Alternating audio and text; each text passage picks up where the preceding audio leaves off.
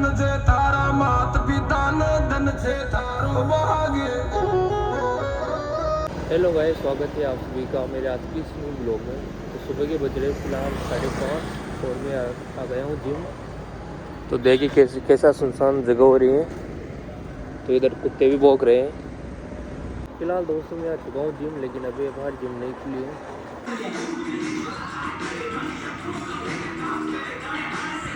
Gym हो चुके हैं, अब जा रहे हैं अपने रूम पर। दोस्तों आज है 27 जनवरी। आज कोटा में भगवान देव नारायण की जयंती है। तो कौन कौन आ रहा है?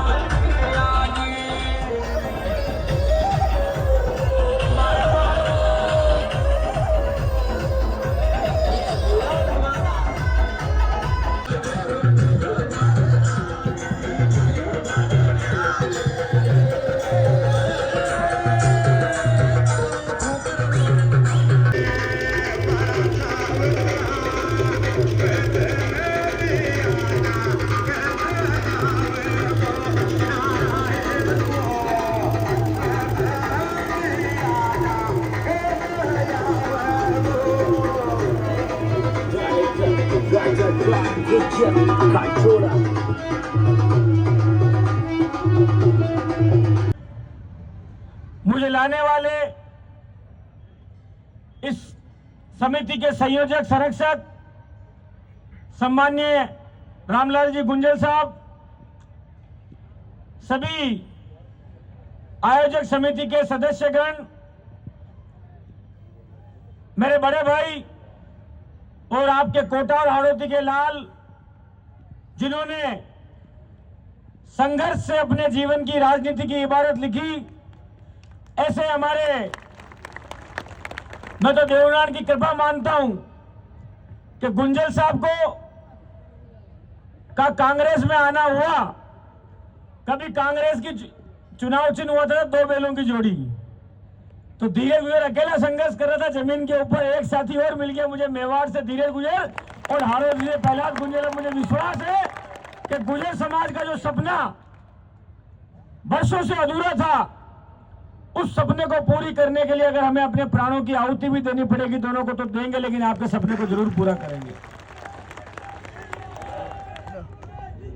तो गुंजल साहब मंच पर बैठे और 5 पंचों के अंदर भी पंच परमेश्वर, तो मेरे सामने बैठे हुए गुजर समाज के पंच पटेल 36 कौम के, क्योंकि देवनारायण भगवान सर्व समाज के आराध्य देव, जिन्होंने इस धरती पे आके त्याग, तपस्या और बलिदान की गाथा लिखी, ऐसे हमारे आराध्य देव की इस भव्य शोभा यात्रा के अंदर आए हुए सभी मेरे पिता तुल्य बड़े बुजुर्ग, नौजवान साथी, सभी देव भक्तों, माताओं, बहनों, जो आपने आज भव्य कार्यक्रम किया, उस भव्य कार्यक्रम के लिए, शोभा यात्रा के लिए मैं दिल से आपको बधाई देना चाहता हूं। और उससे बड़ी बधाई इस बात के लिए है कि समाज के नेताओं को, कि आपने इतनी बहुमूल्य जगह पर वर्षों पुराने भगवान देवनारायण के स्थान को जागृत करके यहाँ पर जो इतनी बड़ी रचना खड़ी करी है, ये भगवान देवनारायण के आशीर्वाद और आपकी मेहनत के बिना सपना साकार नहीं हो सकता था। इसके लिए कोटा के सभी लोग और सभी देव भक्त आप बधाई के पात्र हैं। आज हम आपके बीच में आए हैं, आज आपके बीच में इस कोटा की धरती के ऊपर, इस हाड़ौती की धरा के ऊपर धीरज गुजर आपको इस बात का विश्वास दिलाने के लिए आया है कि मैं नेता नहीं, आपका भाई और आपका बेटा बनकर आपके साथ खड़ा होने के लिए आया हूं। ये मेरा सौभाग्य है कि इस त्याग, तपस्या और संघर्ष की भूमि के ऊपर आपने मुझे अपने बीच में बुलाया, देव दरबार के दर्शन करने का मौका दिया और भगवान देवनारायण के दर्शन के साथ साथ मैंने समाज की जाजम पर ऊपर बैठे हुए इस बिरादरी के दर्शन किए। आपको सबको हाथ जोड़ के नमस्कार करता हूं। ये मेरे लिए समाज का मंच है। मोबाइल खड़े हैं कि धीरे धीरे कुछ न कुछ जवाब देगा, जवाब देंगे वक्त आने पर, लेकिन ये समाज का मंच है। और मैंने पहले भी कहा था कि समाज के अंदर जो आते अपनी मां के पेट से सांसद और विधायक बन के पैदा नहीं होते हैं, और जब लोगों की आस्था उनके अंदर होती है, 36 कौम की बेटी में बटन दबता है, तब आदमी जाके सांसद और विधायक बनता है। और मैं भी यही कहता हूं कि हमको विधायक बनने का मौका मिला, पार्टी में काम करने का मौका मिला, लेकिन हमने कभी समाज के कंधों को तोड़ने का नहीं, बल्कि हमने समाज के कंधों को मजबूत करने का काम किया है। लेकिन मुझे पता है, जिस समाज में जयचंद होंगे, जिस समाज में विभीषण होंगे, उस समाज को अपनी वैभवशाली गाथा को खोना पड़ेगा। और ये आपने खुद में देखा है कि वो गुजर समाज जिसका नाम अफगानिस्तान के राष्ट्रगान के अंदर आता है, वो गुजर समाज जिसके शासक और राजा हुए जिन्होंने हिंदुस्तान की रक्षा करने के लिए गर्दन कटवा दी, वो गुजर समाज जिसकी पन्ना दाई रूपी बेटी ने अपने बेटे की गर्दन कटवा दी लेकिन अपने राजा का मस्तक नहीं कटने दिया, वो गुजर समाज जिसका वैभव इतना अमर था कि जिसके नाम पे गुजरात का नाम गुजरात पड़ा, वो गुजर समाज डिनोटिफाई होने के बाद इस स्थिति में आ गया कि अपने बच्चे बच्चियों की नौकरी लगाने के लिए हमें सड़क पर खड़ा होकर गोली खानी पड़ी। ये ताली बजाने की बात नहीं है, ये हमारे आत्मसम्मान के ऊपर चोट है कि आजाद हिंदुस्तान के इतिहास में पहली बार कोई समाज जिसने ये सपना देखा कि मेरा बच्चा कैसे कलेक्टर बने, एसपी बने, कैसे मेरा बेटा थानेदार बने, कैसे मेरा बेटा आगे बढ़े, उसकी नौकरी लग जाए। मांगा क्या हमने? सिर्फ आज भी विधानसभा में जब धीरज गुजर विधायक था, उस विधानसभा की साइड को खोल के सुनना कि राजस्थान के मुख्यमंत्री के सामने धीरज गुजर ने छाती ठोक के कहा था कि गुजर आरक्षण की भीख नहीं मांग रहे, बल्कि गुजर अपने गर्दन कटाने को तैयार है, क्योंकि वो अपने बच्चे बच्ची की नौकरी लगने की बात करता है। आज तो कई नेता तैयार हो जाएंगे कि हम लोग गुजर समाज के नेता हैं, कई लोग खड़े हो जाएंगे कि हम आपके समाज के विधायक सांसद बन गए। लेकिन मैं पूछना चाहता हूं कि जब बूंदी के अंदर गोलियां चल रही थी, जब हाड़ौती के बूंदी के अंदर लाशें गिरी हुई थी, तब इस कोटा से प्रहलाद गुंजल जी को जाके वहां पर कहना पड़ा कि मैं समाज का बेटा हूं, मेरी गर्दन कट जाएगी, मेरी विधायक की कुर्सी चली जाएगी, मेरी पार्टी छोड़ दूंगा, लेकिन गुजर समाज का और मेरी कौम का साथ नहीं छोड़ूंगा। उसका अगर साथ आप और हम नहीं देंगे, ये हमारी कौम को फैसला करना पड़ेगा कि कौन हमारी कौम की आवाज बन सकता है, कौन हमारी कौम को ताकत दे सकता है। मैं सांसद बनूं, मैं विधायक बनूं, मैं नेता बनूं, मैं मंत्री बनूं, और उसके बाद समाज को क्या दूं बदले में? कुछ नहीं। लड्डू और पेड़े देने से समाज मजबूत नहीं होगा, भाषण देने से समाज मजबूत नहीं होगा। अगर धीरज गुजर आज समाज की बात करता है, आरक्षण की बात करता है, आरक्षण की लड़ाई की बात करता है, तो चाहे मैं एनएसयूआई का अध्यक्ष था तब जयपुर की जेल में 6-7 दिन तक बंद रहकर आया, चाहे भिलवाड़ा में हमने आंदोलन किया, उसके मुकदमे हमारे ऊपर आज चल रहे हैं, तो हमने संघर्ष किया है, इसलिए हम संघर्ष की बात करते हैं, समाज की एकता की बात करते हैं। हम अपनी राजनीति के लिए समाज को टूटने नहीं देंगे, हम अपने आगे बढ़ने के लिए समाज के टुकड़े नहीं होने देंगे। हमारे टुकड़े हो जाएंगे, लेकिन आपके सपनों को टूटने नहीं देंगे। हम लड़ाई किस बात की लड़ रहे हैं? जहां पर जाते हैं एक ही बात कहते हैं कि अभी गुजर समाज का सपना अधूरा है। कर्नल तेरा सपना अधूरा, गुजर समाज उसे करेगा पूरा। आरक्षण मिल गया, लेकिन 24 घंटे उस पर तलवार लटकी रहती है। आज भी हमें डर रहता है कि हमारी 1% की नौकरियां, बच्चे संघर्ष करते हैं, सड़कों पे उतरते हैं, उनको डर लगा रहता है कि हमारी नौकरी को खा जाएंगे, हमारा सपना चूर चूर हो जाएगा। हम बातें कर रहे हैं छात्रावास बनाने की, मंदिर बनाने की, एकता की, सामाजिक रूप की, लेकिन हमारे आरक्षण पे अगर खतरा आ गया तो समाज के जैसन अपनी कुर्सी बचाने के लिए आरक्षण को, समाज को गिरवी रख देंगे, उनके मुंह से आवाज नहीं निकलेगी। मैं आपको इसलिए नमस्कार हूं, लेकिन इस कौम के पराक्रमी इतिहास को किसी भी साहित्यकार ने, किसी आध्यात्मिक जगत के लेखक ने स्पर्श करना भी अपराध समझा। और समझते क्यों नहीं? आप 1857 पर आजकल एक विलियम डेल रिम्पल नाम के अंग्रेज ने एक पुस्तक लिखी है। मैंने पहले भी कहा था नौजवानों को, जरा उसको पढ़िए, जरा कर्नल टॉड के राजपुताने के इतिहास को पढ़िए, बाबर नामे को पढ़िए। तमाम इतिहासकारों ने लिखा है, भारत को जितना गुलाम बनाने में ताकत नहीं लगानी पड़ी, इस भारत को डिटेंड करके रोकने और शासन करने में उससे 4 गुना ताकत लगानी पड़ी। और तब मुकाबला होता था गुजर से, तब मुकाबला होता था जाट से, तब मुकाबला होता था मीना से। और 1857 की क्रांति के बाद तो कानून का कहर आपके माथे पर आ गया, और इतना जबरदस्त कानून का कहर आपके माथे पर आया। 1871 में अंग्रेजों ने क्या गुनाह किया था मेरी कौम ने? मैं इस मंच से राजस्थान के मुख्यमंत्री को, भारत के प्रधानमंत्री को जिम्मेदारी के साथ कहना चाहता हूं, जिम्मेदारी के साथ, इस राजस्थान का हाड़ौती का गुजर भारतीय जनता पार्टी के पक्ष में मतदान करता रहा।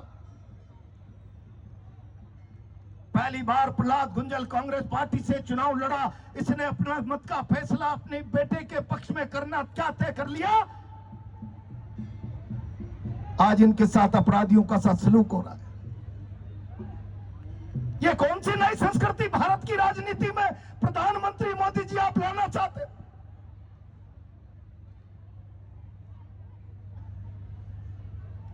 मैं जिम्मेदारी से सवाल खड़ा कर रहा हूं। आपका धर्म के आधार पर सांप्रदायिक विचारधारा का एजेंडा सारा हिंदुस्तान जानता है, लेकिन ये कौन सा एजेंडा नया आप अप्लाई करना चाहते हैं? इस देश में कौन सी संस्कृति लाना चाहते हैं कि जो जातियां आपके साथ खड़ी नहीं होंगी, उन जातियों को आत्मसम्मान के साथ जीने का अधिकार नहीं होगा, उनके धंधे बंद कर दिए जाएंगे, उनकी रोजी रोटी पर संकट आ जाएगा। और मैं ये सवाल केवल भारत के प्रधानमंत्री जी से नहीं करना चाहता। समाज में जब भय व्याप्त हो और ये भय केवल कौन में नहीं। हेलो भाई, at the Kota Jayanti and Bundi में हम बैठे हैं। ये फलाजी हमारे नेतृत्व में बैठे हैं। यहाँ पर बहुत अच्छा कार्यक्रम रहा और यहाँ पर हमारे धीरज जी गुजर और बालाजी गुजर दोनों बबरसेर पधारे हैं। दोनों बबरसेर यहाँ है और व्यवस्था भी बहुत अच्छी रही है यहाँ पर। और यहाँ कार्यक्रम बहुत अच्छा रहा है और ये जगह भी काफी अच्छी है। और यहाँ पर चादर हाउस बनाने की और आगामी में बिरला को रहेंगे और लोकसभा सांसद बनाएंगे। तो फिलहाल दोस्तों अभी जयंती खत्म हो चुकी है और अब जा रहे हैं अपने रूम पर। मिलते हैं नेक्स्ट वीडियो में किसी नए टॉपिक के साथ। तब तक के लिए जय श्री श्याम, जय देवरान भगवान की। बने रहिए हमारे YouTube चैनल के साथ। आपका बहुत बहुत हार्दिक अभिनंदन। चैनल को सब्सक्राइब जरूर करें। नेक्स्ट वीडियो के साथ बाय।